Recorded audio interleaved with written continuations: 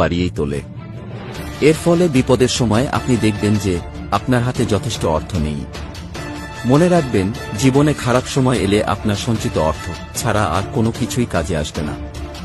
কখনো কোনো মূর্খ মানুষের সঙ্গে তর্ক করবেন না, কারণ যিনি বোকা তার সঙ্গে তর্ক করলে শুধু সময় ও শক্তি নষ্ট হয়, আর কোনো লাভ হয় না। এমন ব্যক্তিকে কখনো বিশ্বাস করা যায় না।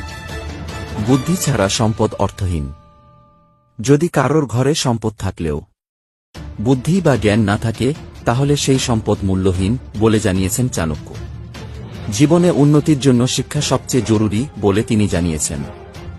যদি জ্ঞান থাকে আর সম্পদ না থাকে, তাহলে সেই ব্যক্তি নিজের বুদ্ধি বলে জীবনে প্রচুর অর্থ উপার্জন করার ক্ষমতা রাখেন। বিজ্ঞানের সর্বত্র পুজো করা হয় বলে জানিয়েছেন চাণক্য। আর বুদ্ধিহীনের হাতে সম্পদ থাকলেও সেই সম্পদ ধরে রাখার বিদ্যা তিনি আয়ত্ত করতে পারেন না।